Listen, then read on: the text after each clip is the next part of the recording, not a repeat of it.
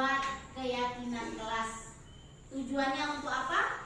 Tujuannya supaya kelas kita ini ada ketertiban, tidak ada keterpaksaan, untuk menjaga suasana lingkungan belajar dengan baik, supaya kita semua nyaman untuk proses belajar mengajar. Oke, selanjutnya, apakah kamu tahu perbedaan antara peraturan kelas atau peraturan sekolah dengan keyakinan kelas? Kamu tahu perbedaan antara peraturan kelas atau peraturan sekolah dengan keyakinan kelas? Tahu. Oke, that's good. Kalau peraturan sekolah atau peraturan kelas, kita melaksanakan dengan keterpaksaan.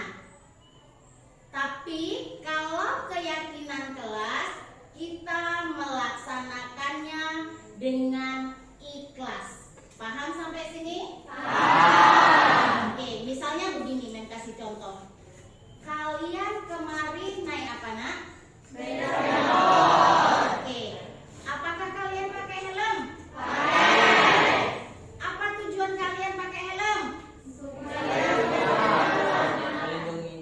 Supaya menjaga keselamatan. Terus menjaga benturan kepala dari benturan. Oke. Boleh bayar sedikit boleh? Oke. Jawaban kalian itu adalah keyakinan kalian bahwasannya menggunakan helm itu bukan terpaksa, tapi keyakinan kalian supaya terlindung apabila ada sesuatu hal yang tidak diinginkan, terlindung dari benturan atau kecelakaan, untuk melindungi kepala kalian. Lah, seperti itu juga kita buat keyakinan kelas, bahwasannya kita membuat keyakinan kelas supaya tujuan pembelajaran, supaya proses belajar mengajar kita dapat berjalan dengan lancar, berjalan dengan baik, berjalan dengan nyaman, supaya mantap, supaya bagus. Saling menghargai, saling menghormati, bersih kelas kita, aman, baik, dan kalian bisa berubah, bisa bagus, bisa sesuai dengan pribadi-pribadi yang menyenangkan untuk setelah selesai dari sekolah. Oke, bisa ya? Bisa. Kita akan membuat keyakinan kelas. Mem akan membagikan sticky note pada kalian satu persatu. Jangan lupa tulis namanya.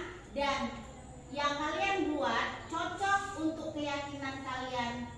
Keyakinan kelas kalian akan Mem ambil, dan kita akan buat keyakinan kelas itu untuk kepentingan bersama. Paham maksud Mem? Paham. Oke. Tulis namanya dan ditempel yang 2 jalur ke sebelah kanan Mem di sini, dan 2 jalur sebelah kiri Mem di sini. Oke? Kalau merah-merah semua, kuning-kuning semua, hijau-hijau semua, turun ke bawah. Oke? Oke.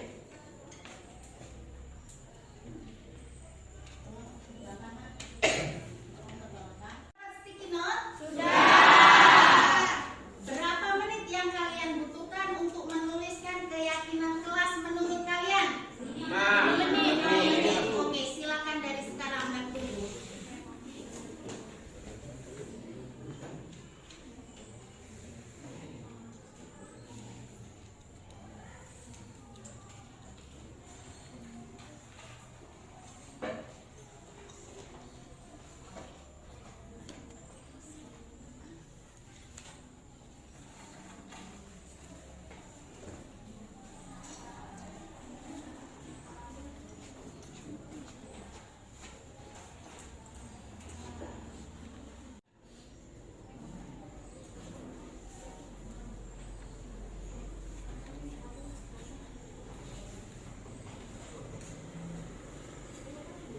Sudah selesai, waktu yang memberikan kita janji tadi 5 menit.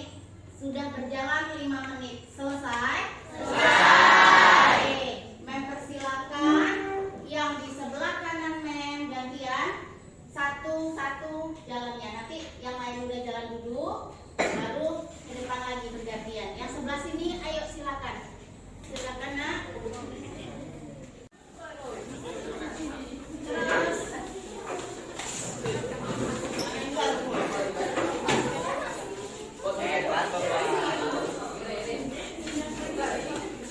Menempelkan semua ya. Setiap anggota kelas 11 MIA 2 sudah punya keyakinan masing-masing menurut kalian.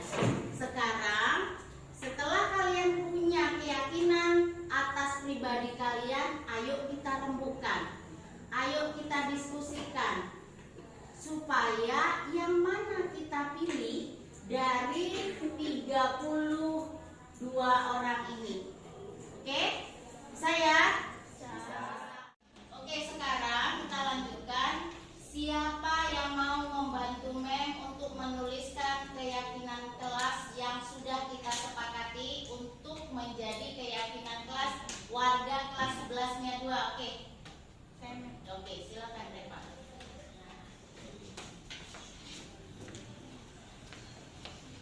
Tulis judulnya nak, keyakinan kelas.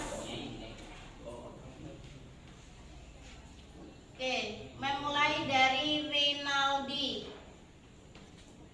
Saling menghargai pendapat teman sekelas. Mem mau tahu siapa yang bisa kasih contoh tentang saling menghargai pendapat teman sekelas. Oke, saya mulai dari yang dituliskan Rinaldi. Saling menghargai pendapat teman sekelas. Siapa yang bisa kasih contoh?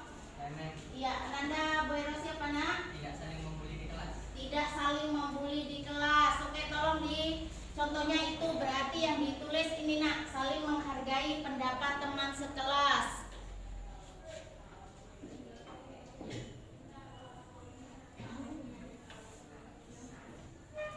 Oke, pendapat teman sekelas. Kita lanjut, pilih lagi. Punya Merisa, harus menghargai pendapat orang lain. Apakah sama harus menghargai pendapat orang lain? Sama.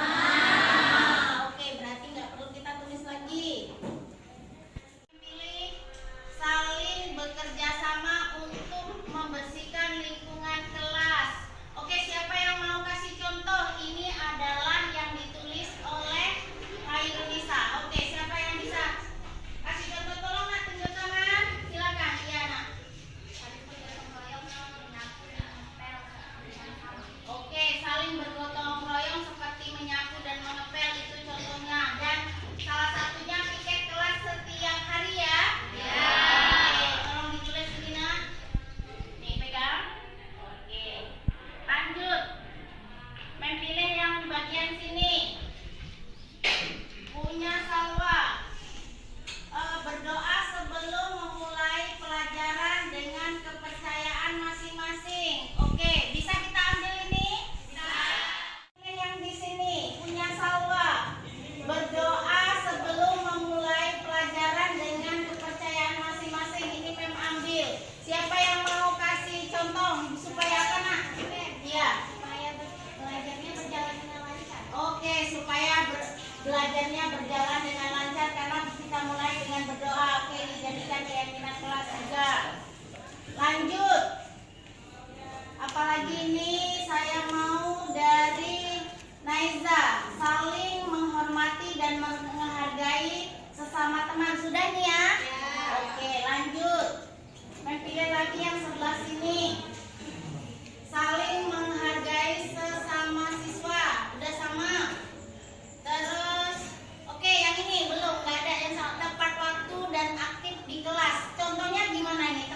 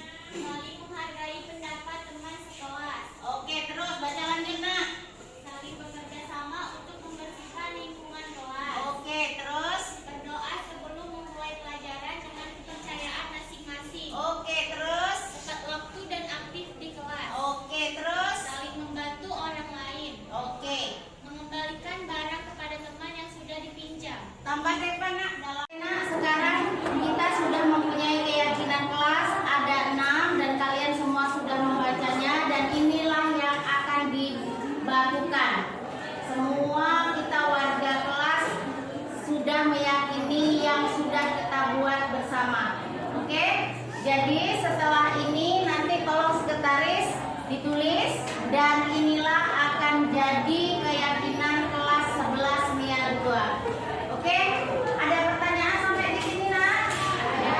Oke, kalau sudah nggak ada, jadi pertemuan kita hari ini dan mengakhiri dengan wabillahi taufiq wal hidayah. Wassalamualaikum warahmatullahi wabarakatuh.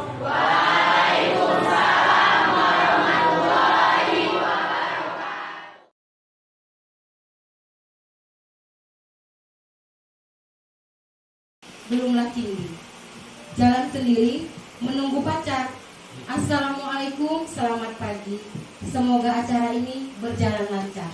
Assalamualaikum warahmatullahi wabarakatuh. Waalaikumsalam. Alhamdulillahirabbil alamin.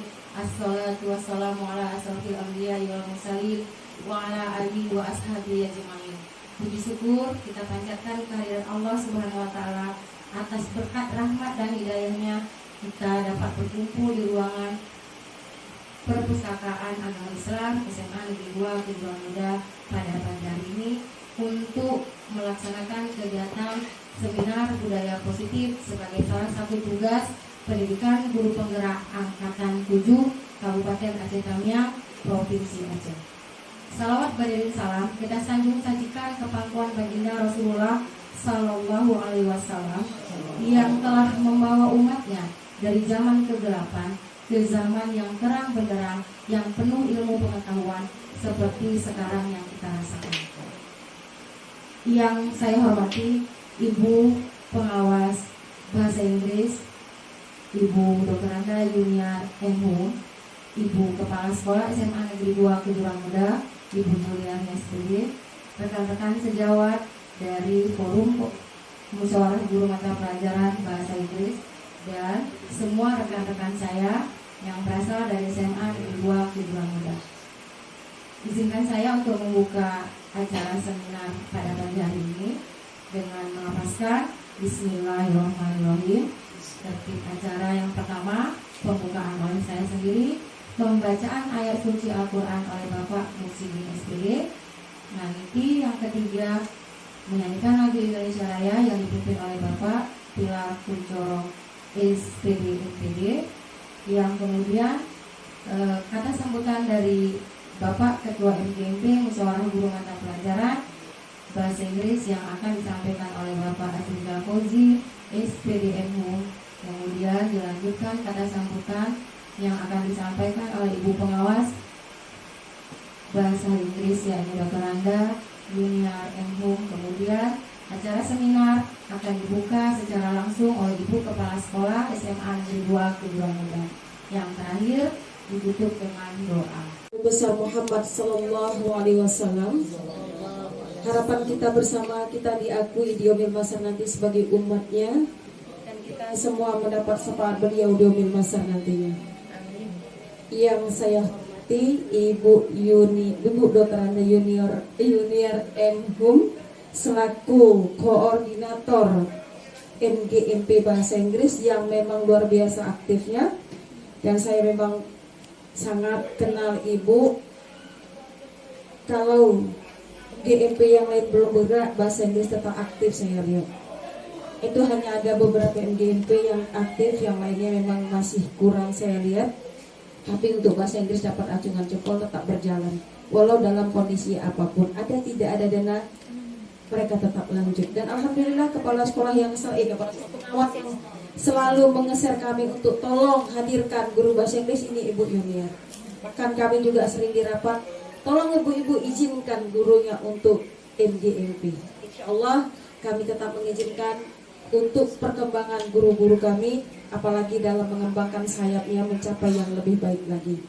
Yang saya hormati juga Bapak Azrizal Fauzi Enhum selaku Ketua MGMP Bahasa Inggris, dan yang kami muliakan Bapak Ibu, rekan-rekan sejawat, anggota MGMP baik Bahasa Inggris dan maupun mata pelajaran yang lain, dan Bapak Ibu Dewan Guru dari SMA Negeri 2 Kejuruan Muda. Hari ini kita diizinkan Allah berkumpul di sini untuk melaksanakan satu kegiatan yang mulia, yaitu melaksanakan kegiatan seminar budaya positif dengan visinya terwujudnya peserta didik yang berakhlakul karimah, berkarakter mandiri dan cinta budaya. Harapan kami ini tidak hanya slogan biasa, tidak hanya slogan saja yang kita gaung-gaungkan, tapi memang benar-benar kita wujudkan dalam kegiatan sehari-hari. Guru penggerak, salah satu program dari Bapak Kementerian, Bapak Nadiem Makarim, yang menggaung-gaungkan, yang mengatakan bayangan dia itu banyak. Rupanya salah satunya inilah program guru penggerak yang disebarkan ke seluruh Indonesia. Kalau masa Pak Anies Baswedan kemarin itu guru Anies Baswedan, itu adalah guru pembelajar. Namun ya sama-sama kita ketahui itu saat kami sedang pelatihan, alhamdulillah beliau digantikan, maka terhentilah kegiatan guru pembelajar tersebut. Itu Pak Kun juga termasuk di dalam guru pembelajar. Mereka latihannya sampai ke Bogor, kalau kami hanya di Medan. Kemudian kemarin pengangkatan kepala sekolah melalui program LP2KS. Yang dihasilkan dari kegiatan pelatihan itu adanya NUKS, nomor unik kepala sekolah. Masa Pak Nadiem, salah satu pengangkatan kepala sekolah melalui jalur CGP, calon guru penggerak yang akhirnya akan menjadi guru penggerak. Harapan beliau juga sudah menggaungkan angkat guru penggerak yang sudah selesai sebagai kepala sekolah. Itu harapan beliau. Harapan kami juga, yang namanya manusia, jabatan itu tidak ada selamanya. Ini hanyalah titipan. Titipan yang kelak akan kita pertanggungjawabkan. Semakin banyak jabatan kita pegang, semakin berat kita di sana nantinya. Semakin panjang antrian kita berlama-lama di yaumil mahsyar nantinya. Bapak Ibu penggerak, alhamdulillah di SMA Negeri 2 Kejuruan Muda sudah ada satu orang yang selesai dari CGP. Insya Allah 31 Januari menjadi GP atau guru penggerak. C-nya sudah tersisihkan, tinggal GP-nya saja. Ibu Rama Sapriani, angkatan ke-5. Dan sudah ada praktek pembelajar Ibu Mary Adela Angkat, juga angkatan ke-5. Di angkatan ke-7 ini ada 2 orang, Ibu Arbaiyah dan Ibu Rusnita. Angkatan ke-8 ada Bu Intan Kesuma nanti dengan Ibu Maria. Angkatan ke-7 ya, angkatan ke-7 juga ya. Iya. Anggota tambahan Intan Kesuma dan Ibu Maria Fasaribu. Angkatan ke-8 ada Ibu Nur Hasanah. Apa yang saya sampaikan ini, harapan saya apa? Sudah ada 6 guru penggerak insya Allah SMA 2 Kejuruan Muda. Kalaulah memang apa yang didapat dari guru penggerak ini memang dilaksanakan dengan hati nurani yang tulus, memang ingin menggerakkan, ingin membangun SMA Negeri 2 Kejuruan Muda khususnya SMA Negeri dan swasta Aceh Tamiang, saya yakin ini jauh lebih baik dari yang ada ini. Apalagi budaya positif yang paling utama. Jadi anak gak ada lagi rasa malas untuk datang, so malas ketemu ibu tuh lagi, seperti kata Bapak Asrijal Fauzi tadi. Untuk apa datang? Belajarnya pun cuma nyatat. Masih berlaku kadang-kadang saya lihat catat bahan sampai habis. Guru nyata di mana? Anak mau simpan tulis. Guru di mana? Hanya anak dibebankan dengan tugas-tugas dan tugas. Pembelajaran yang didapatkan dari pelatihan semuanya itu hanya selesai di pelatihan, pulang nol kembali. Ini yang tidak kami inginkan pada CGP ini. Kalaulah dengan nanti selesainya Ibu Nur Hasanah SMA Negeri 2 Kejuruan masih sepertinya gak ada manfaat pemerintah menggelontorkan begitu banyaknya biaya dalam kegiatan CGP ini. Tapi kalau memang berubah, tidak sia-sia pemerintah menggelontorkan dananya. Anak mencintai datang ke sekolah, anak semangat. Berarti ada sesuatu yang dibawa yang baru dari hasil pembelajaran ini. Kalau nggak ada manfaat sama sekali.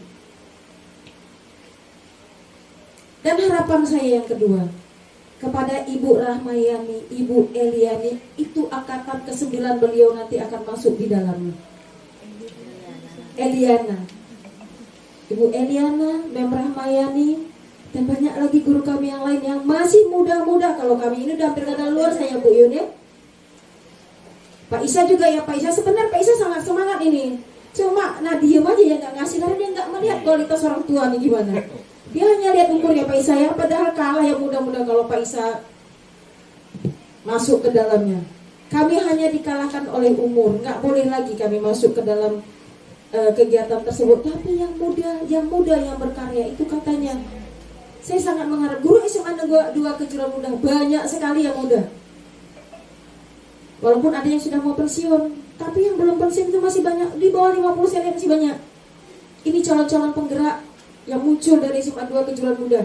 Dan yang di depan saya ini semuanya muda. Pak Ewin masih sangat muda, Pak Erwin, nah, ibu-ibu yang lain, Bu Eno apalagi, itu juga luar biasa.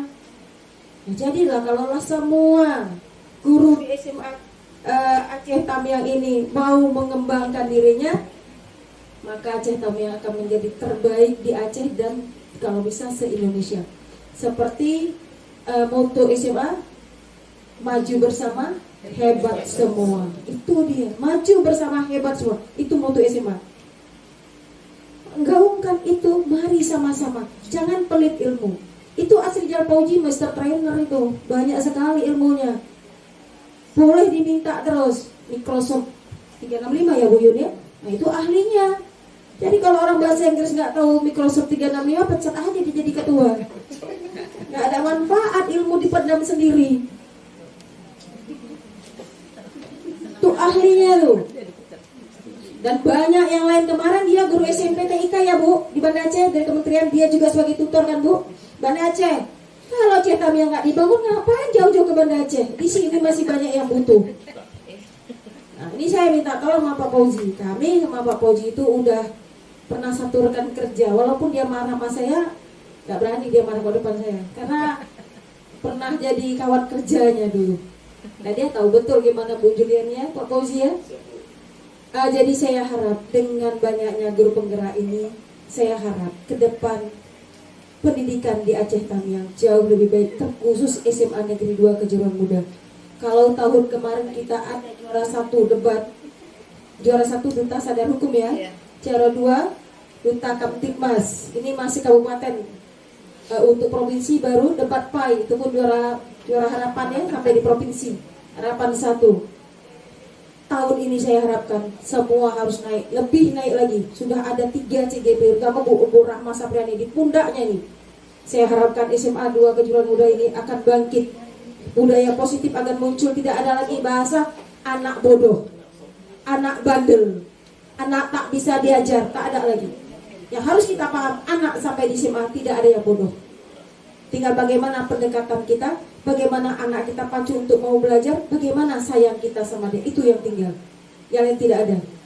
Kalau bodoh dia nggak sampai di SMA, ya kan Bu Yun? Hanya sebatas SMP atau dia pindah ke LSB, SLB. Kebalik-balik pun ngomong udah. Cemana lah? Rocky dekat Ibu Rahma. Udah kenyang ini, udah kenyang sekali.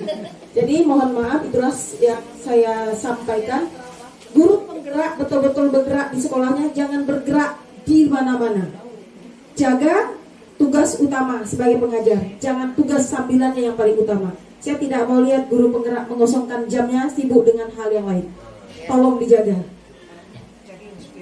Jadi inspirasi ini guru penggerak betul-betul dia jaga jamnya. Jangan guru penggerak, apa tuh guru penggerak, kelas aja tinggal terus. Ini yang jangan sama sekali. Betul-betul kita jadi contoh, betul-betul kita jadi ditiru sama kawan-kawan. Benar guru penggerak itu kerjanya. Ini yang saya harapkan dengan sangat. Jadi dengan mengucapkan Bismillahirrahmanirrahim, seminar budaya positif program guru penggerak angkatan ke-7. Dengan mengucapkan Bismillahirrahmanirrahim, resmi kita mulai. Assalamualaikum warahmatullahi wabarakatuh. Waalaikumsalam warahmatullahi wabarakatuh. Wassalatu wassalamu ala asrafil anbiya'i wal mursalin wa ala alihi washabihi ajmain. Yang saya hormati Ibu Dr. Randa Yuniar M. Hum selaku koordinator MGMP mata pelajaran bahasa Inggris. Yang saya hormati Bapak Ketua MGMP bahasa, rekan-rekan MGMP bahasa Inggris Aceh Tamiang yang sudi kiranya meringankan langkah memenuhi undangan saya untuk mengikuti kegiatan seminar budaya positif program guru penggerak angkatan ke-7. Marilah kita bersama-sama mengucapkan puji serta syukur kehadirat Allah Subhanahu wa Ta'ala, tergerak, bergerak, dan menggerakkan. Baiklah, sebelum kita lanjutkan, alangkah lebih baiknya bagi kita untuk membuat kesepakatan kelas, karena seminar ini kita butuh waktu 1-2 jam supaya seminar ini berjalan dengan nyaman. Kesepakatan kelas apa yang mau kita buat dalam acara seminar ini? Oke.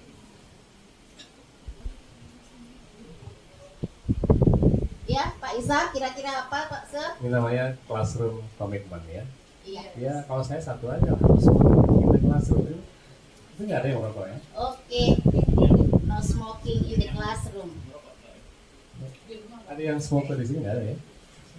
Pak kameramen smoker good smoker. Oke, kita buat itu juga. Oke. Biarkan kami duduk di tempat yang nyaman menurut kami. Itu sangat personal sifatnya. Sifatnya personal ya, Sir. Tapi kalau memang udah jadi kesepakatan kelas, mungkin Pak Gun mau ke toilet, tempat duduk yang nyaman itu jangan ditempati dengan peserta yang lain. Begitu maksudnya ya, Pak Gun? Lanjut, ada lagi usulan? Oke, mungkin dari saya ya. Oh ya, silentkan HP ya. Terima kasih Bu Eli. Silent. Tidak ya? Cukup ya? Oke. Dan cukup kesepakatan kelas kita ada 4 poin.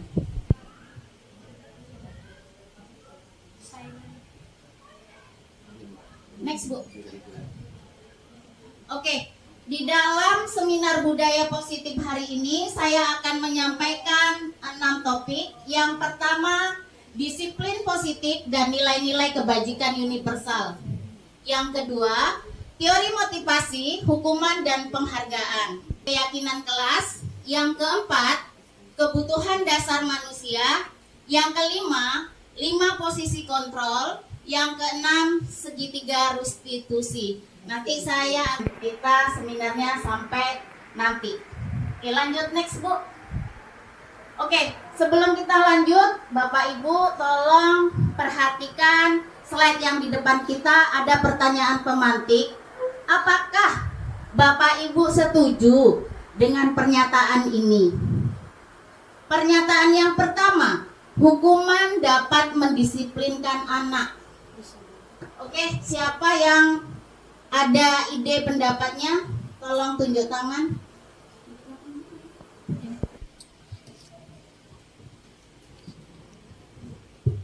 Untuk poin 1, hukuman dapat mendisiplinkan anak ya siswa. Baik, untuk stage 1, hukuman itu nanti dulu ya. Itu adalah the final stage untuk hukuman, punishment ya. Untuk stage 1, the earlier stage, pertama adalah memberi advice, giving direction kepada anak-anak. Sampai 2-3 kali, giving advice, giving direction, how to do this, how to do that, how to behave, how to speak, ya, oral, bahasa lisan, itu kita budayakan di sekolah menggunakan bahasa lisan yang positif. Nah, contoh, tanyakan kepada anak-anak, apa fungsi mata? Anggap aja Pak Suryanto anak-anak, apa jawaban kira-kira? Apa fungsi mata? Salah. Terus saya bilang salah. Monkey itu bisa melihat. Kau juga bisa melihat. Pak Suryanto ya? Nah, jawaban yang benar adalah melihat yang baik-baik. Apa fungsi mulut? cool jawabannya, keren jawabannya. Ya, berbicara yang baik-baik. Ya, itu salah satu ya. Ini yang positif, yang baik-baik. Nah, itu pada anak-anak. Jadi untuk punishment gunakan pada final stage. Kalau sudah mempan lagi, lakukan itu. Demikian pendapat dari saya. Thank you. Dulu dinasehati dulu, baru hukuman gitu ya Pak ya. Berarti intinya setuju ya. Oke, ada yang lain? Ada yang lain? Oke. Terima kasih atas waktu yang diberikan. Kenapa dengan Pak Isa? Kalau Pak Isa tadi setuju, kalau saya tidak setuju Ibu. Ya kita punya alasan masing-masing ya. Kenapa saya katakan tidak setuju? Karena saya sendiri juga punya pengalaman peserta didik saya di sini. Setelah saya berikan hukuman, kebetulan saya piket, ya kan. Hukumannya kami tidak kasih masuk 2 jam pelajaran pertama. Ternyata besoknya si anak terlambat lagi. Kenapa? Kebetulan besoknya pelajaran pertama mereka adalah yang kurang disenangi oleh si anak tersebut. Jadinya pelajaran matematika, maaf aja untuk guru matematika, memang sebagian anak kita ada yang kurang dengan pelajaran tersebut. Jadi terakhir, aku besok terlambat aja lah. Kan gak dikasih masuk jam pertama. Jadinya anak itu bukannya semakin disiplin sesuai dengan harapan kita, malahan dia menjadi menikmati hukuman tersebut. Terima kasih. Assalamualaikum. Beri tepuk tangan untuk pernyataan Bu Ain atau statement Bu Ain. Oke, kita samakan persepsi ya. Sudah disampaikan dengan Pak Isa bahwasannya hukuman dapat mendisiplinkan anak. Itu inti akhirnya setelah proses pemanggilan anak, merangkul anak, dan akhirnya itu baru menghukum. Tapi intinya setuju. Sementara pendapat dari Bu Ain bahwasannya hukuman tidak mendisiplinkan anak. Kenapa? Karena ada anak misalnya dia terlambat pada waktu itu dihukum 2 jam pelajaran dan besoknya dia akan memanfaatkan lagi karena jam pelajaran pertama dan kedua itu pelajaran yang tidak disukai oleh si anak dan akhirnya dia membuat alasan supaya untuk terlambat lagi. Oke Bapak Ibu peserta seminar budaya positif, kita sekarang ambil kesepakatan ya bahwasannya setelah kami mendengar, setelah kami pelajari di modul kami, bahwasannya kesimpulannya hukum anak akan timbul rasa dendam, akan menyakitkan.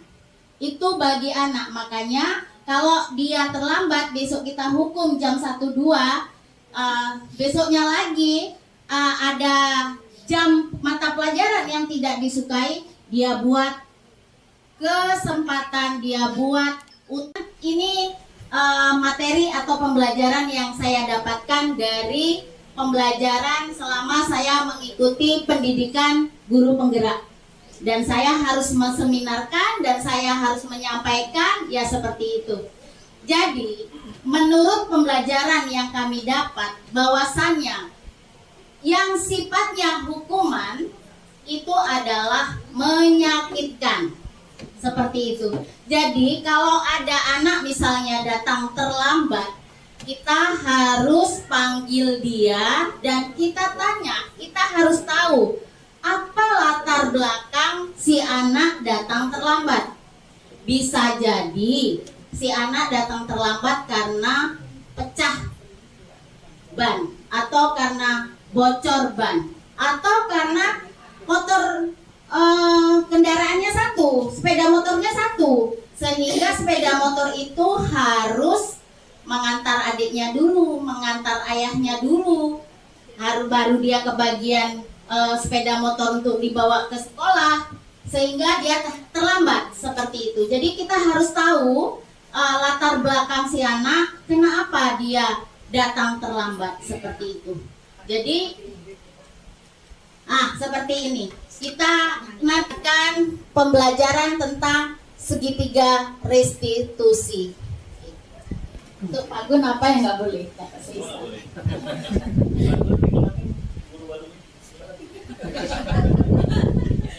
Terima kasih Ibu.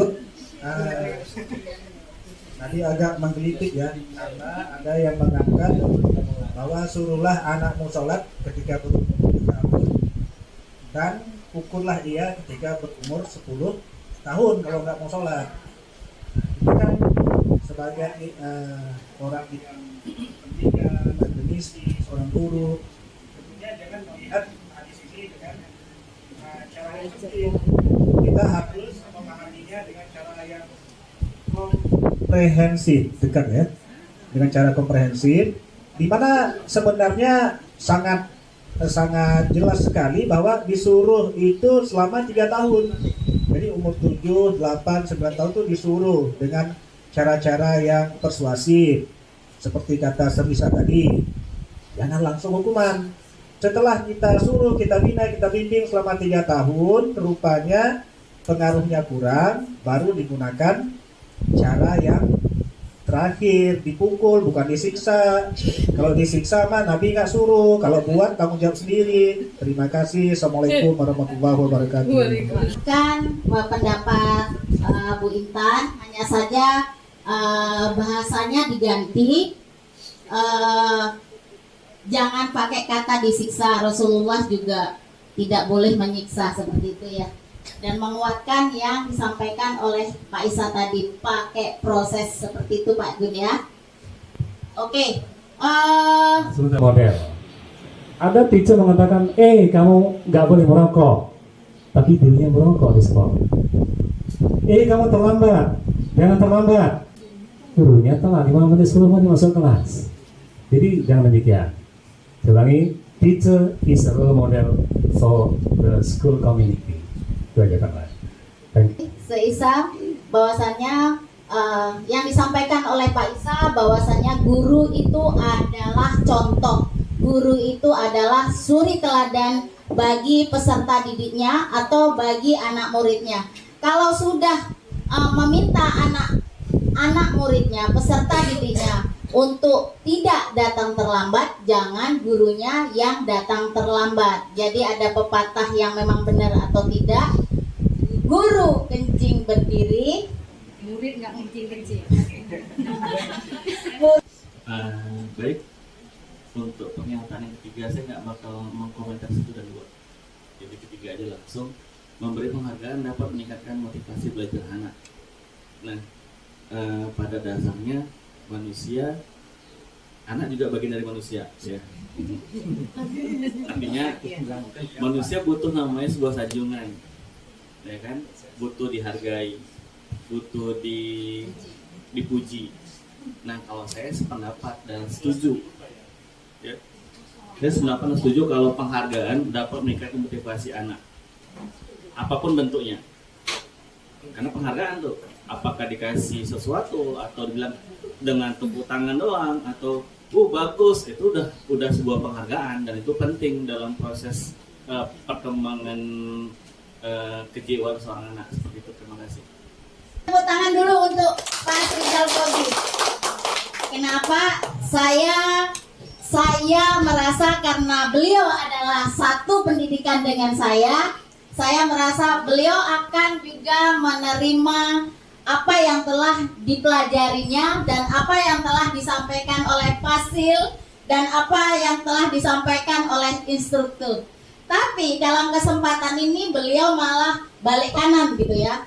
Artinya tetap pola pikir yang beliau punya juga yang disampaikan di forum ini. Tapi nanti penjelasannya saya beri kesempatan dulu kepada Ibu Eliana, adik tersayang saya. Di satu sisi saya setuju memberi penghargaan dapat meningkatkan motivasi anak. Kenapa? Karena begitu saya bilang, ayo nak tugasnya dikumpul 10 orang pertama, saya akan kasihkan poin plus. Dan itu anak-anak yang selama ini malas, mereka berusaha untuk termasuk ke 10 orang yang pertama kumpul. Namun di sisi lain, begitu saya bilang, ayo nak, siswa yang paling aktif nanti di akhirnya akan saya berikan hadiah. Memang diberikan hadiahnya. Terus ada yang nyeletuk gini, alah paling-paling itu nanti Nashwa yang dapat. Jadi di satu sisi tadi itu memang betul, dapat meningkatkan motivasi anak. Namun di sisi yang lainnya, anak-anak yang merasa kurang mampu, mereka merasa minder untuk bisa. Jadi saya rasa begitu. Oke, terima kasih. Tolong beri tepuk tangan yang meriah kepada pendapat Ibu Eliana. Kalau dua persepsi yang disampaikan oleh Ibu Eliana pada kenyataannya, ya, memang benar. Memang sering terjadi kepada kita. Kalau kita menyampaikan, ayo 10 orang pertama kasih nilai plus, atau 10 orang pertama yang mengumpul kasih reward, kasih penghargaan, kasih hadiah. Tapi ada anak yang memang termotivasi, mungkin itu ibarat bintang yang terang cahayanya. Tapi ketika anak Allah paling yang menang, yang dapat hadiah nanti yang itu juga, Naswa juga, dialah yang banyak minder yang lain. Itu mungkin ibarat peserta didik kita bintang yang redup seperti itu. Jadi pada intinya motivasi yang ada pada diri kita itu memang harus motivasi dari intrinsik, dari dalam diri kita, bukan karena penghargaan, bukan karena hadiah yang diberikan oleh Memeli. Anak-anak itu mau cepat untuk 10 orang tercepat mengumpulkan tugasnya. Next book, pembelajaran yang pertama yaitu disiplin positif dan nilai-nilai kebajikan universal. Next book. Oke, kita di sini akan mempelajari perubahan paradigma. Kita akan berkegiatan atau bermain kepal tangan. Kepal tangan itu, yang mengepal tangan itu kita beri nama aja A. Yang berusaha membuka kita beri nama B. Terus ini kertas yang dibagikan, tolong pertama Bapak Ibu cari pasangan masing-masing ya. Wujudnya boleh dengan mengancamnya, boleh dengan menghardiknya, sekalipun dengan menyuapnya juga boleh. Yang penting jangan memukulnya ya. Oke, boleh ditulis sepasang satu. Ya, sepasang satu yang A. Yang A berarti dia yang menulis. Benar memang enggak gitu. Ibu genggam, ya boleh tahu, nggak masalah, boleh tahu. Misalnya lagi ini anak saya atau suami saya atau apapun, rumah mewah Bapak Ibu juga boleh, yang paling Ibu cintai. Jadi udah Ibu tulis, Ibu genggam, dan kita akan videonya kita akan sorotkan, ambil 2 pasang aja. Kira-kira siapa pasangan yang mana yang mau kita boleh tahu. Ini adalah jam tangan.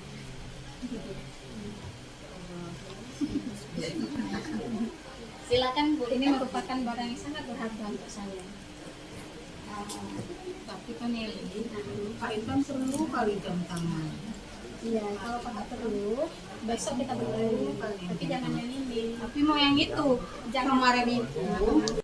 Kan simpang ini kan satu kan lagi. Iya. Jadi, Kak Intan perlu kali itu jam itu, minta tolong. Oke, tapi minta maaf kalau untuk sekarang ini saya nggak bisa kasihkan jam ini karena jam itu sangat berharga untuk saya. Karena waktu itu sangat berharga untuk saya. Karena kalau dalam bahasa Arab katanya al-waktu hasib. Waktu itu adalah pedang.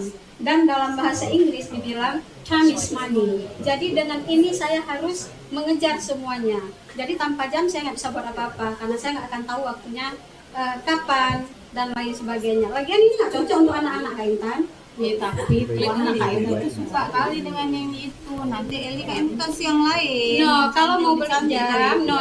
Kalau kakak mau jam, kalau untuk anak-anak itu cocoknya Doraemon, Upin Ipin, enggak jam yang kayak gini. Iya, rupanya Eli ini pelit lah. No, pelit. Tapi jam itu sangat berharga untuk saya. Ya Allah. Ya, Tapi anak Kak Intan itu kepingin kalau besok dia ulang tahun loh Eli. Kasih apa? Eli bisa Kak Intan beliin lain Boleh, tapi tidak jam. Bukan Tapi tidak ini jam. lah. No, jam ini sangat berharga untuk saya. Itu untuk Maaf ulang ya, tahun Bu anak Intan Kak ya. Intan loh. Maaf ya. Ya Allah. Besok dibeliin yang lain ya, tapi tidak yang ini. Tantangan Bu Eliana dan Ibu Intan Kesuma. Tidak, Bu Intan tidak berhasil ya untuk membuka kepalan tangan Bu Eliana ya.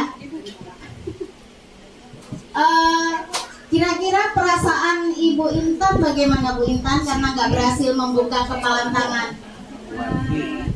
Kecewa. Oke.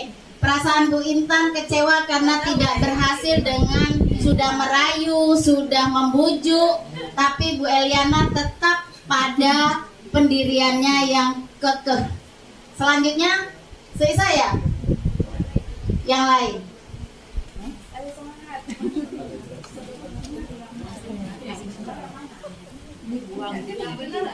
Dekatkan.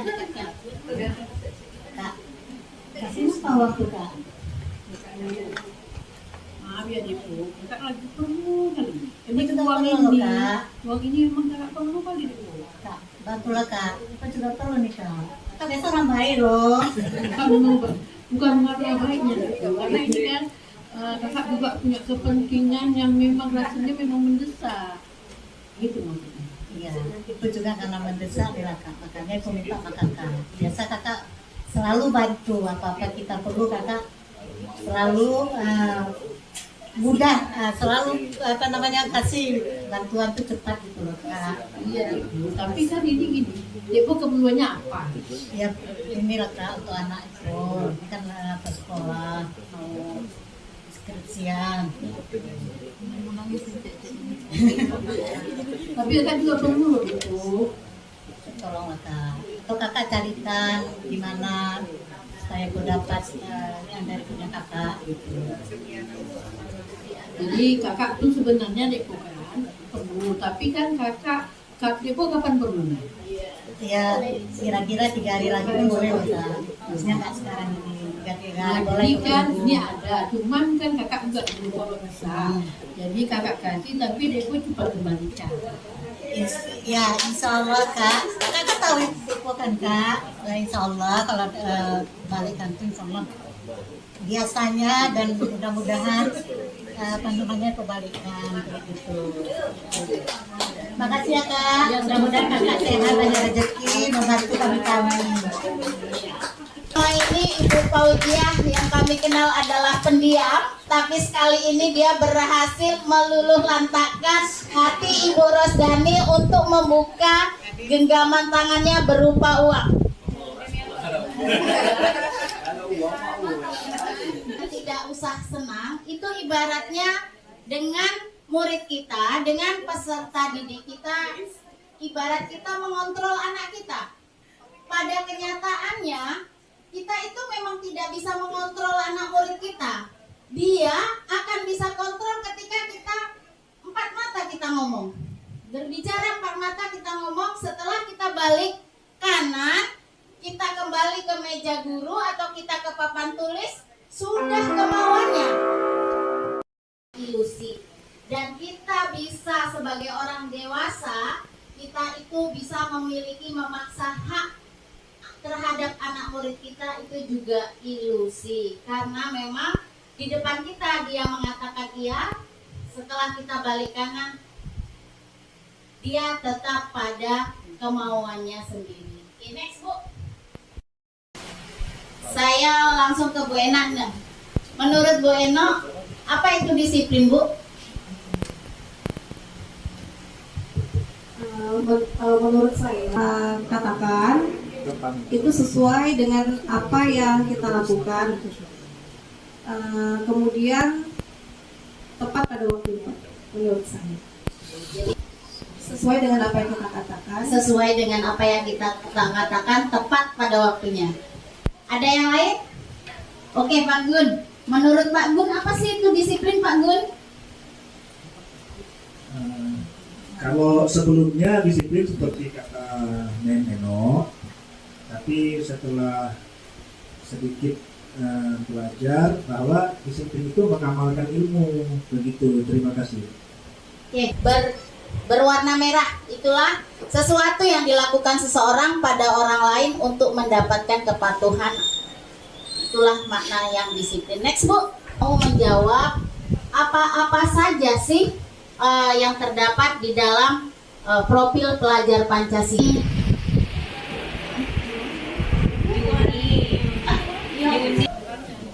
Assalamualaikum warahmatullahi wabarakatuh. Waalaikumsalam warahmatullahi wabarakatuh. Salah satu profil pelajar Pancasila yaitu disiplin. Semuanya, Bu, apa-apa aja kira-kira? Disiplin, gotong royong, beriman kepada Tuhan Yang Maha Esa, mandiri, kemudian berkebenekaan, bernalar kritis. Oke, terima kasih, Bu. Posisinya masih kepada murid-murid kita tentang sebuah arti kejujuran. Misalnya lagi, kita ingin mencontohkan kepada murid-murid kita datang sekolah tepat waktu. Dan itu adalah nilai-nilai kebajikan universal. Seperti yang Bapak Ibu lihat di slide di depan. Next, Bu. Oke. Menurut teori motivasi perilaku manusia, bahwasanya teori motivasi itu ada dua. Teori motivasi eksternal untuk menghindari ketidaknyamanan atau untuk menghindari hukuman. Kira-kira menurut Bapak Ibu, contoh dari yang nomor 1 itu apa ya yang teori motivasi eksternal?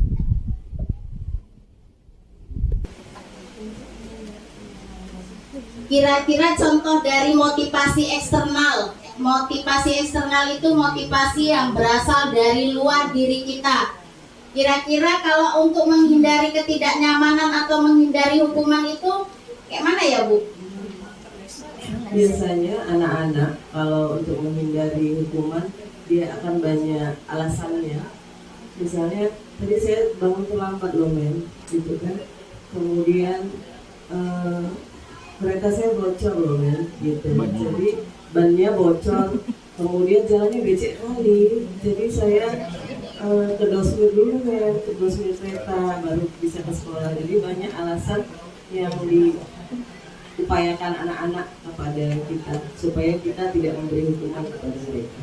Oke, berarti banyak alasan. Mau ngasih contoh yang masih motivasi eksternal. Oke, Pak Fauji. Biar mic-nya nggak jalan jauh-jauh, Pak. Jadi kalau dibilang kalau saya nggak melakukannya, nanti saya nggak dapat imbalannya. Contoh gini, waktu kecil tuh kalau nggak tidur siang, ya kan, nanti nggak jajan. Jadi saya tidur siang, baru kasih jajan. Itu motivasi untuk tidurnya. Jadi itu contoh motivasi eksternal untuk saya. Oke, terima kasih untuk Pak Fauji. Saya akan saya sendiri yang ngasih contoh. Misal begini,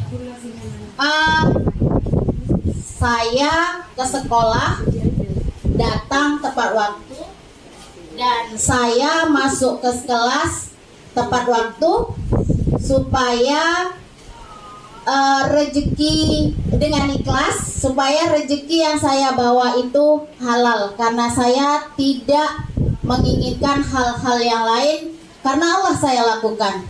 Itulah salah satu contoh motivasi yang berasal dari diri sendiri. Oke, next, Bu. Lanjut, kita masuk penghargaan menurunkan kualitas. Apakah Bapak Ibu, sekarang ini saya minta dari adik saya yang paling ganteng, Ewin. Kalau menurut saya ini penghargaan menurut kualitas ini, apakah penghargaan dia masuk ke sekolah tepat waktu atau penghargaan dia terlambat atau yang memberi hukuman? Ditanya malah nanya. Menurut saya penghargaan menurut kualitasnya gimana? Penghargaan menurunkan kualitas. Maksudnya seperti ini, Pak. kalau kita dikasih penghargaan atau kita dikasih apa, apakah itu sama anak malah menurunkan kualitas atau malah memang biasa-biasa aja atau malah menaikkan kualitasnya seperti itu? Berarti gini Bu, kalau penghargaan menurut kualitas, kalau dia memang rajin, kita kasih penghargaan untuk dia, mungkin nilai yang bagus ataupun yang semacam penghargaan lah itu siswanya. Berarti Pak, penghargaan itu menurunkan kualitas atau tidak? Tidak ya? Tidak. Oke, berarti penghargaan menurunkan kualitas. Kalau dari segi anak-anak yang rajin, yang baik, kita ya. Terima kasih Pak Ewin. Sekarang saya kasih kesempatan. Really happened in my classroom. My student's name Siti Haira. He's active, he's very polite, responsible. Whenever, bila mana ada pertanyaan dari saya, Siti Haira selalu tunjuk tangan dan menjawab. Ya, voluntarily, secara sukarela dia menjawab. Dan benar. Dan saya bilang, good job. Berhari-hari seperti itu. Kalau saya suruh ke depan, dia tunjuk tangan dan ke depan. Dia diajak orangnya. Apa kalau teman yang lain? Itu kan anak emasnya seisa. Kalau teman lain malah sini, ya kan? Nah, jadi how should I behave? What should I do? In order everyone will be motivated, ya. Seorang guru harus bagaimana caranya memberi penghargaan juga kepada siswa yang lain. Artinya berilah pertanyaan-pertanyaan kepada teman yang lain, kesempatan kepada teman yang lain, siswa yang lain yang lebih muda, agar dia juga will be motivated, termotivasi dengan penghargaan tadi. Ya, kalau yang susah biarkan kepada Siti Hairah tadi, dan kepada yang muda-muda soalnya atau apanya kepada siswa yang lain. Seperti demikian. Thank you. Oke, terima kasih Pak Isa. Beri tepuk tangan yang meriah untuk Pak Isa. Ini terjadi pada di sekolah atau di kelas yang Pak Isa ngajar, bahwasannya ada anak yang memang dia itu dengan sukarela untuk menjawab pertanyaan Pak Isa, dengan sukarela untuk maju ke depan. Tapi ada anak-anak yang lain itu anak mas Pak Isa. Jadi dengan seperti itu, berilah kesempatan kepada anak-anak yang lain untuk menjawab supaya tidak timbul kecemburuan sosial. Dengan trik, kalau memang Siti Hairah itu kita bisa bilang kemampuannya lumayan bagus dengan teman-temannya, berilah dia kesempatan yang agak susah dan yang mudah berikan kepada teman yang lain. Terima kasih kesempatannya. Jadi dihukum oleh penghargaan. Pertama, penghargaan bisa menurunkan kualitas, bisa mematikan kreativitas, dan bisa mengurangi motivasi intrinsik. Seperti yang disampaikan tadi Bu Vila, saya terkadang malah penghargaan bisa mematikan motivasi intrinsik. Ketika contoh tadi Pak Isa yang sampaikan, Bu Vila sampaikan, terkadang malah ketika seseorang yang itu aja, udah tolong si A ngomong gitu kan.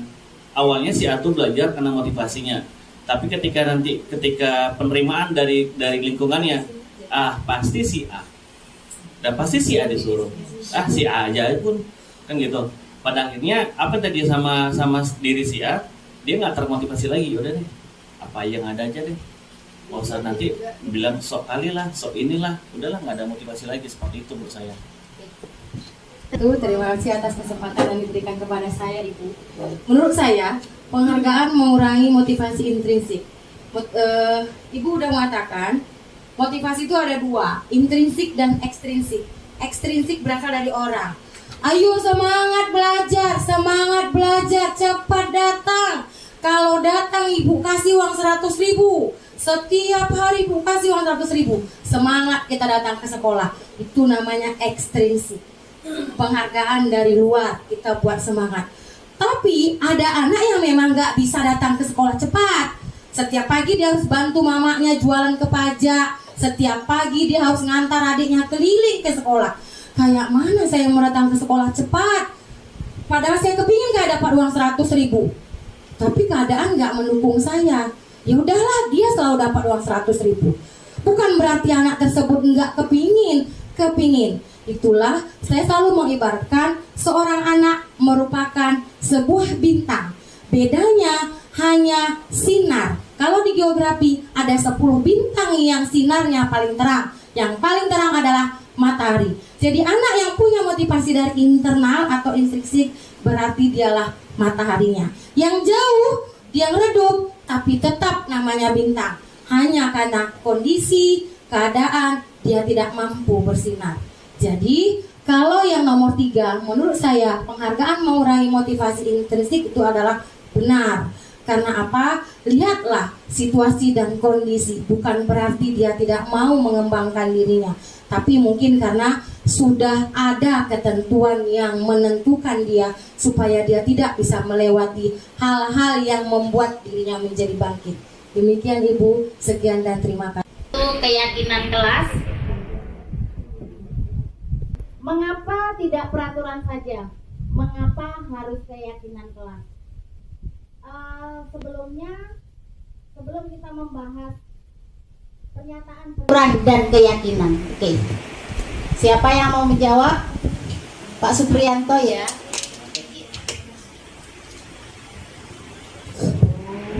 Peraturan itu adalah sesuatu yang dibuat oleh orang dan disepakati. Maka peraturan itu harus dipatuhi dengan cara disiplin.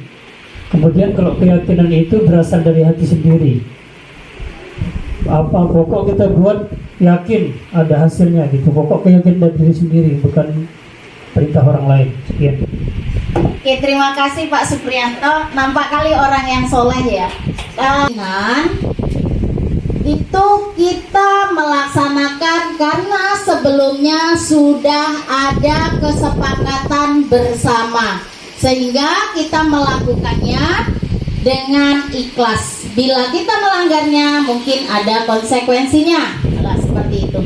Jadi misalnya nih, mengapa kita memiliki peraturan harus menggunakan helm bila mengendarai kendaraan roda 2? Jadi menurut Bapak Ibu, bila statement ini menjadi peraturan itu bagaimana, dan menjadi sebuah keyakinan kita itu macam mana?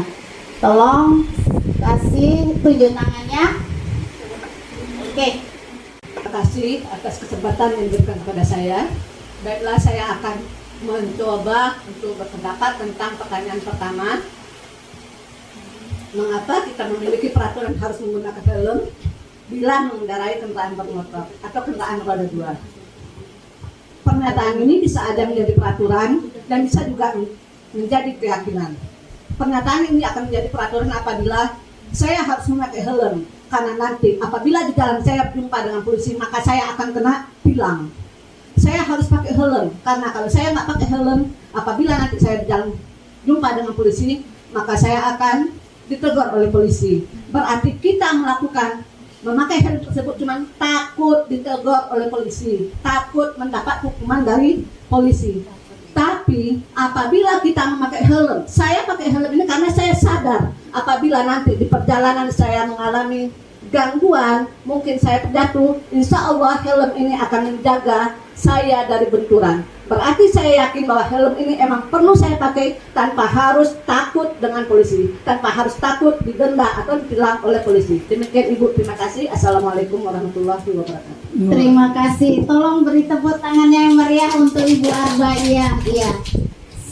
Adik Suri dari tadi kalau diam. Silakan Adik Suri. Di situ ada pertanyaan mengapa kita memiliki peraturan 3M, menggunakan masker, mencuci tangan, dan menjaga jarak 1,5 meter.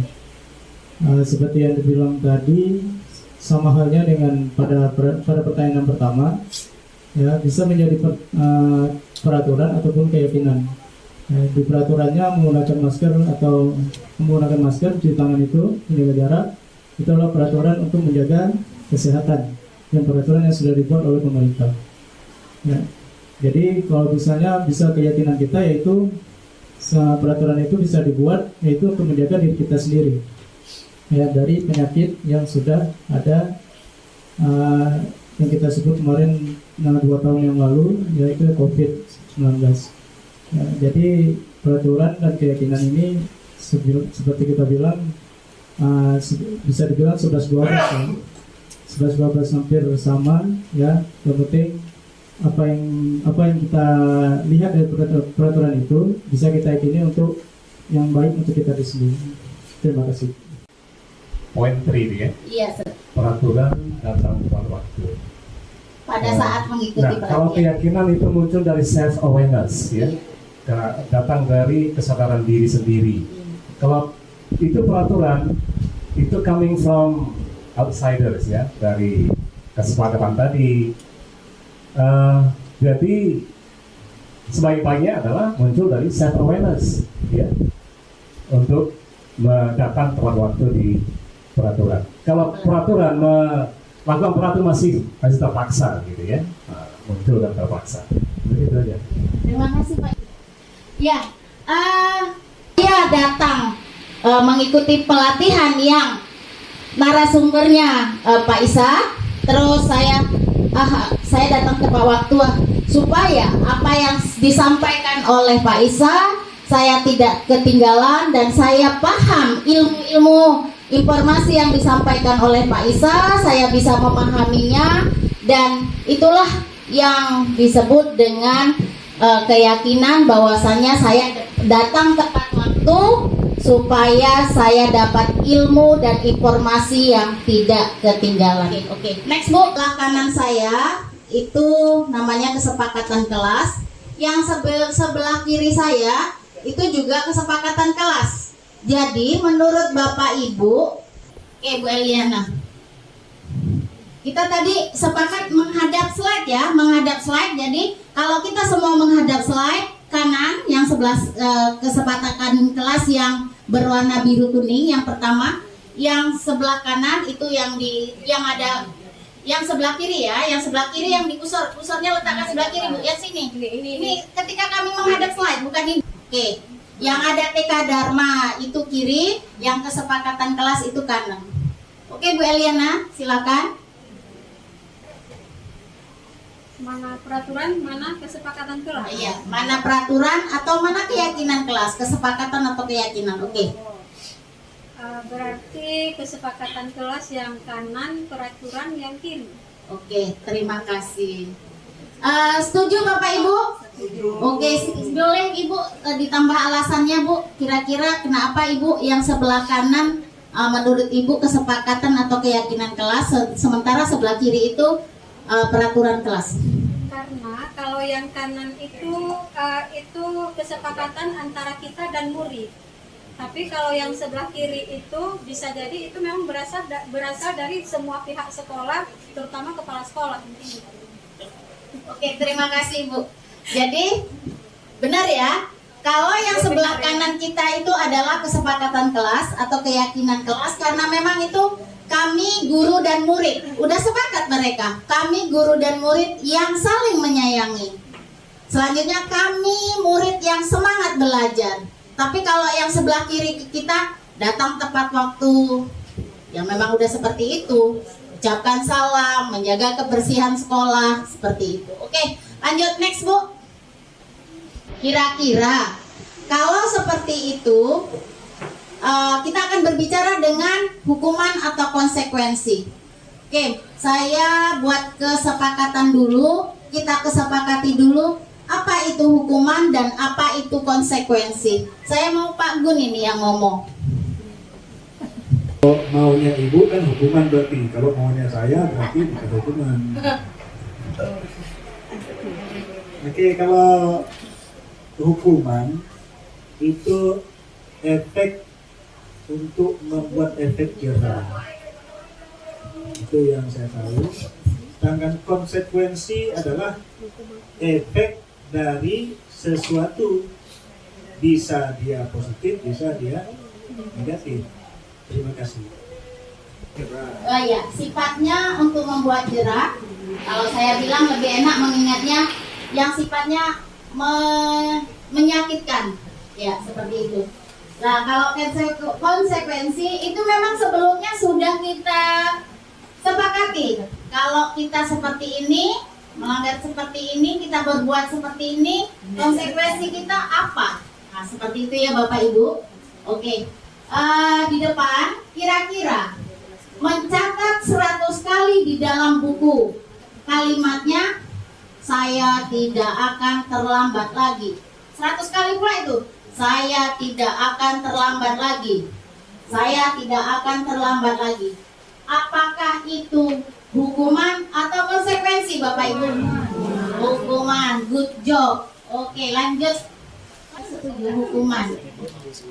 Oke, lanjut yang selanjutnya. Murid diminta untuk push up 15 kali karena tidak menggunakan masker ke sekolah. Hukuman, setuju ya? Oke, hukuman. Menggantikan kertas tugas teman yang telah dicoret-coret. Karena tersenggol pada saat belajar. Konsekuensi.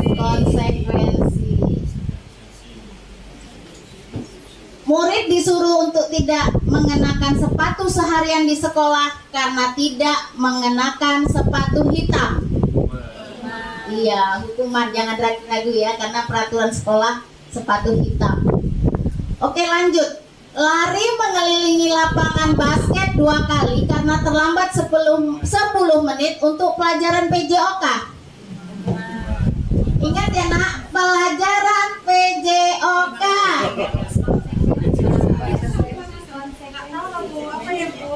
Karena pelajaran PJOK mereka mungkin sudah bersepakat. Nanti kalau terlambat lari lapangan basket 2 kali ya, seperti itu. Jadi konsekuensi. Oke, next Bu.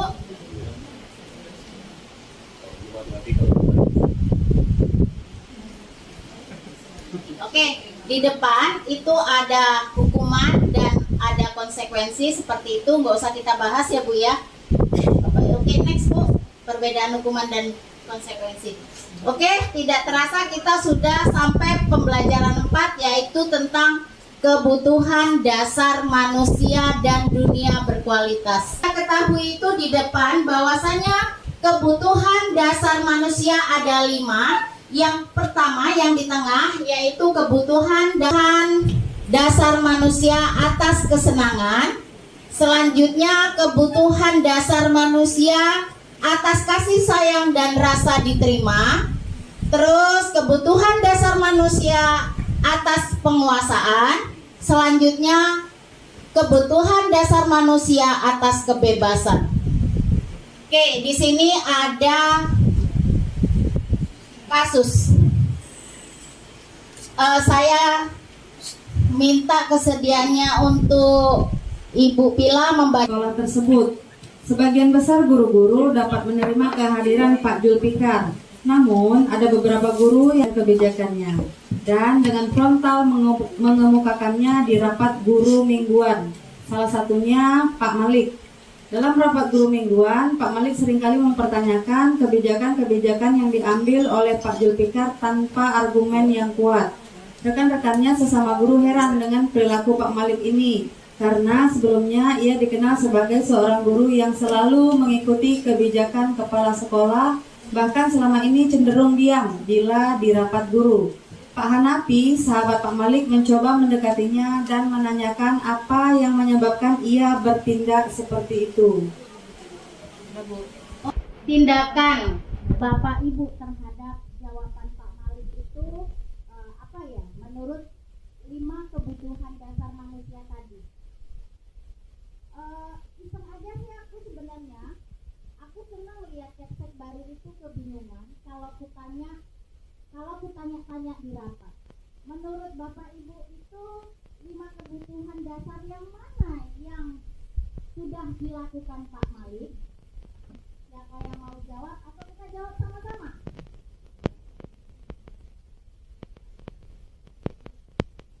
Menurut Bu Intan, kasih sayang. Bagaimana Bapak Ibu yang lain? Setuju. Iseng aja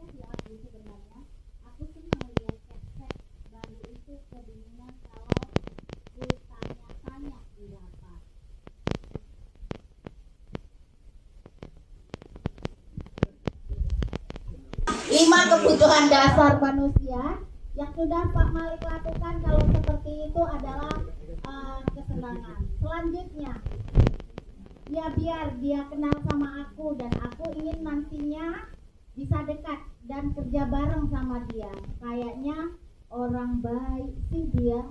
Kira-kira yang mana itu menurut kebutuhan dasar manusia?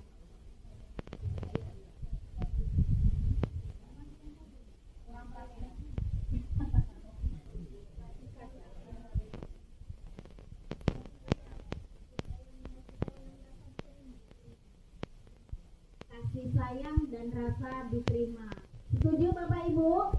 Selanjutnya, saya sebenarnya nggak paham beliau bicara apa tadi Pak Julika. Makanya saya tanya-tanya saja daripada saya kelihatan tidak paham.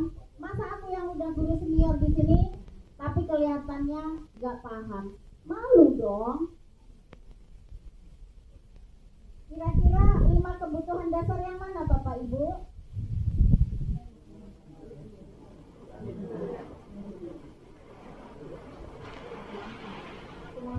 Yang mana Bapak Ibu? Iya. Setuju ya penguasaan ya? Iya. Alhamdulillah Bapak Ibu sudah paham dengan. Oke. Selanjutnya next Bu. 5 yaitu 5 posisi bahwasannya 5 posisi kontrol itu ada penghukum, pembuat orang merasa bersalah, ada sebagai teman, dan ada sebagai pemantau, dan juga sebagai manajer. Dan selanjutnya nanti di sini ada kalau dia berdiri di pihak sebagai penghukum atau pembuat orang merasa bersalah, berarti kita mengatakan identitas masih gagal. Kalau kita di kelas seperti itu, dan kalau kita berada di posisi teman dan pemantau, identitas berhasil atau sukses. Dan begitu juga kalau kita identitas sebagai manajer juga identitas berhasil atau sukses itu berasal dari diri sendiri. Oke. Kalau pernyataan-pernyataan seperti ini, saya kecewa sekali dengan kamu. Kalau yang mengatakan itu di 5 posisi kontrol, yang manakah? Apakah sebagai manajer atau sebagai teman?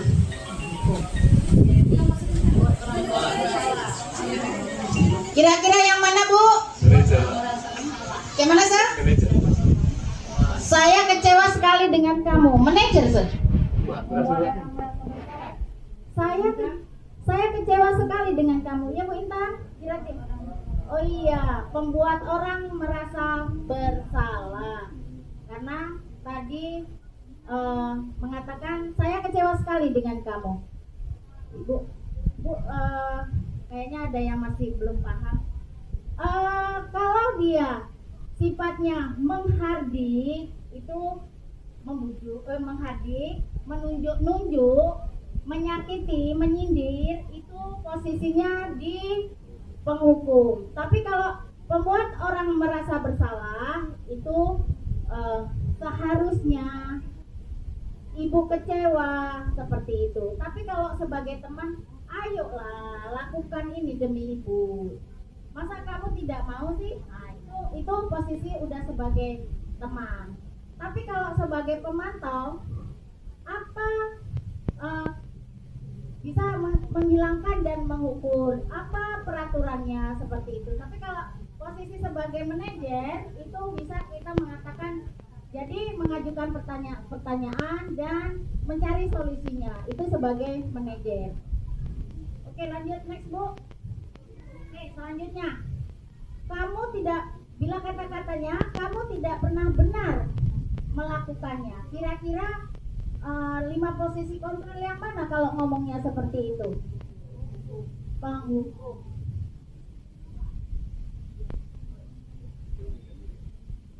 Oke, kalau ayolah lakukan demi ibu. Kira-kira yang mana? Teman. Tadi sudah ada ya di seperti itu. Oke, lanjut. Apakah kamu mau mendapatkan stiker bintang hari ini?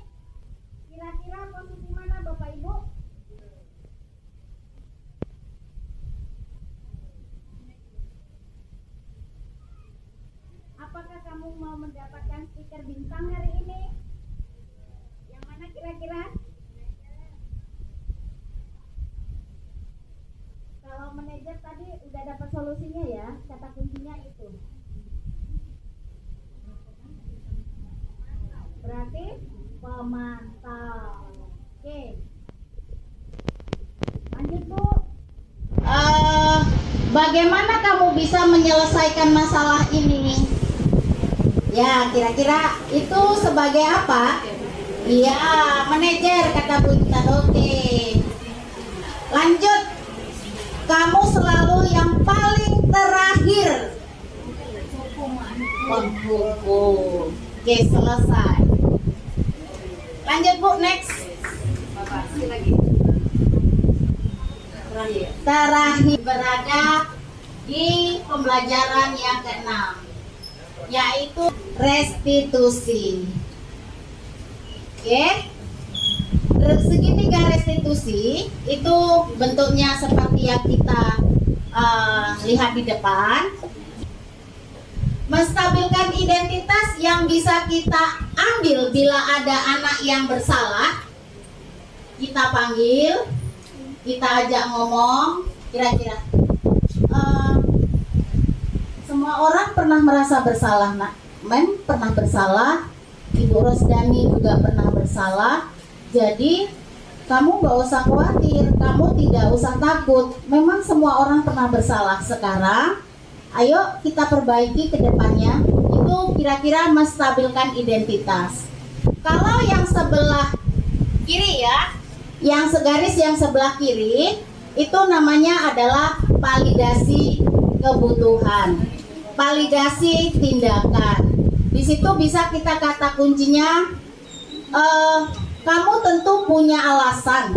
Karena apa? Misalnya dia itu terlambat. Misalnya datang terlambat. Kamu tentu punya alasan. Kenapa kamu datang terlambat hari ini? Biasanya kamu nggak pernah terlambat. Nah, itu namanya validasi tindakan atau validasi kebutuhan. Terus kita masuk yang garis sebelahnya, yaitu nilai-nilai apa yang menanyakan keyakinan. Saya tadi mau menyampaikan, mau memperlihatkan bahwa keyakinan kelas atau kesepakatan kelas yang sudah saya buat. Jadi kalau kita sudah membuat keyakinan kelas atau membuat kesepakatan kelas, kita tinggal gini aja mudah. Kira-kira kamu terlambat hari ini datang ke sekolah, apakah melanggar, apakah sudah sesuai dengan keyakinan kelas yang kita buat? Seperti itu, tinggal seperti itu. Oke, kayaknya cukup sampai di sini seminar budaya positif kita hari ini. Saya mengucapkan ribuan terima kasih kepada Bapak Ibu, kepada Ibu pengawas koordinator mata pelajaran bahasa Inggris yang telah mengikuti seminar ini dari awal sampai akhir, dan saya tidak bisa membalasnya, hanya saya serahkan kepada Allah. Allah lah yang membalas Bapak Ibu semua. Semoga menjadi amal ibadah sama Ibu dan ada manfaatnya untuk Bapak Ibu kembangkan di sekolah atau di kelas Bapak Ibu masing-masing. Akhir saya tidak banyak memperpanjang mukadimah. Sebelum saya mengakhiri, saya tetap menyampaikan slogan bergerak menggerakkan. Saya akhiri, wabillahi taufiq wal hidayah. Wassalamualaikum warahmatullahi wabarakatuh.